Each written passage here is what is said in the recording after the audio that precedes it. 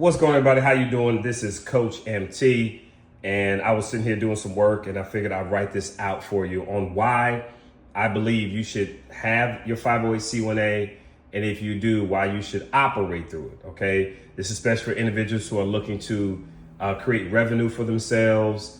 You may want to use this as a donation center, okay, to create some tax exemption for you. So let's talk about it. Now, before I get into it, this is not tax advice. This is not tax advice. I'm not telling you what to do. I'm just letting you know what you have access to and how you could potentially operate to exempt yourself from some taxes. Some, not all. You can't 100% disappear, okay? So this is a faith-based, all right? You may want to look in the tax code, Title 26, under 501c3. There's a section called, it is an exemption. It's called 508, then there's a C, then there's a 1, then there's an A. It's an exemption, and it's under the church control portion, all right?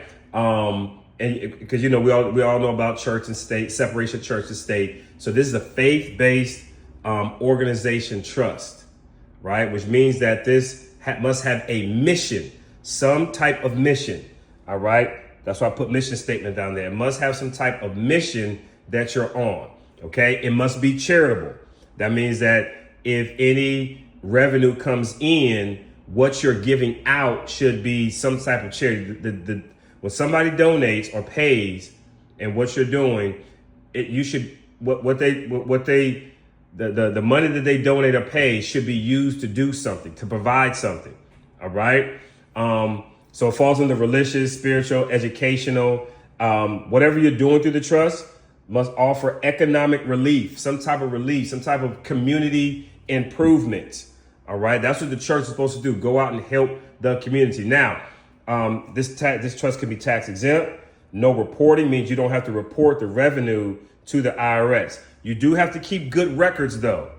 Keep good records. OK, you can build credit on it through your EIN number. The registration is optional. With a 501c3, you have to register to be tax exempt. This one is already tax exempt, all right, based on how you operate. And then you could use a 1099 process to distribute. That means that if there's any money, any revenue in there, and you want something to come out of it to you or to something else, you can 1099 another entity, like another trust, all right, to distribute, all right. And there's also some other ways you can get access to it as well. Okay, I'm just letting you know why. So let's talk about the bottom.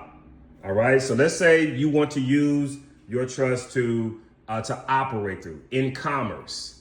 Okay, in commerce. So you want to make sure your mission statement has something to do with economic relief or some type of community improvement.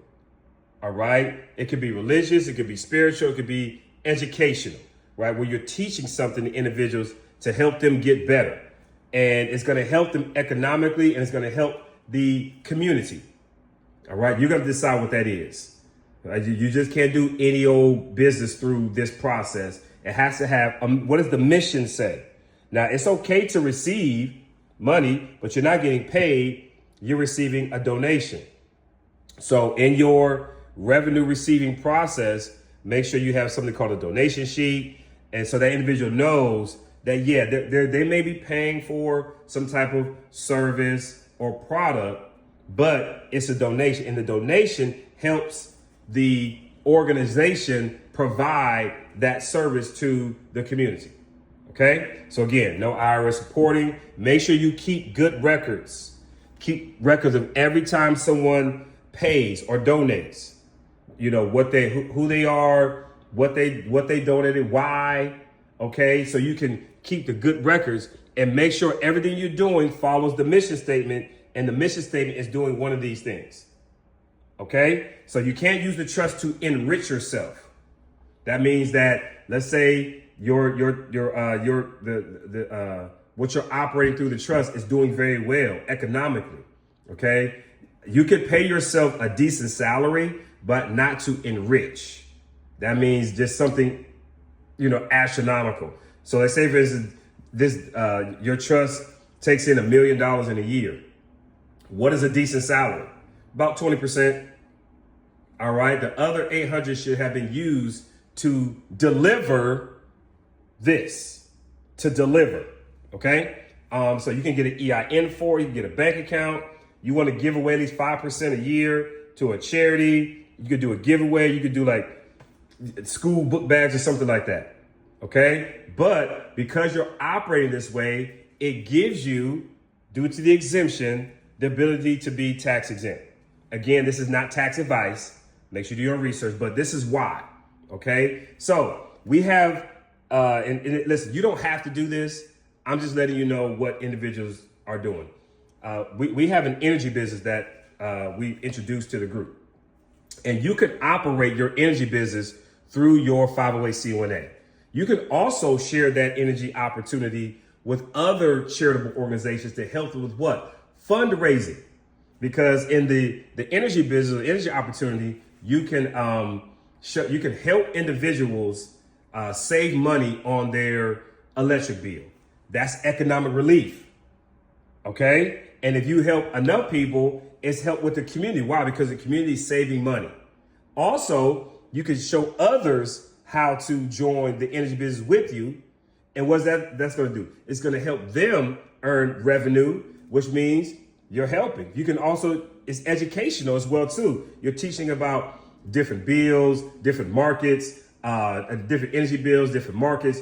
You're learning, teaching individuals about energy, solar energy, things of that nature. So you can actually run the energy business that a lot of us are involved in through your 508c1a. Because the mission, just make sure you change the mission. We're here to provide economic relief through, right, savings on energy bills, through showing the community how to improve their income or their revenue. And then you can run your energy business through the 508c1a, and the revenue that comes in it could be tax exempt. And if you've had the opportunity to look at it, you can do very well financially. I think the top of the compensation plan, you can earn $500,000 a month. Now, I know there's not a lot of people going to reach it, but let's just say your business got to $5,000 a month. All right, which is pretty good. Pretty good. That revenue that comes in, tax exempt. Okay, just make sure you let people know, what you're doing. Hey, this business is operating. So you sign up under your 508c1a name. Now, of course, you have to do it with your name first, but in there it's going to say business name. You're going to put that. You're going to put the 508c1a, and you're going to attach the bank account that you got to the energy business. So when it pays out, it pays into that bank account. All right. It pays into your 508c1a bank account. And so that revenue could be tax exempt, right? Every month, 5,000, every month, 5,000, every month, 5,000. And then you make sure you pay yourself a decent salary. Okay. You might do 2,000 a month because you're the managing director of the trust. Now you're going to have to pay taxes on that. All right. You're going to pay taxes on that, but there's some other ways you can possibly prevent paying taxes, but I'm just letting you know why. Okay, so if you want us to help you set this up, or you want to learn how to do this yourself, let me know. Put below set up for me or learn myself.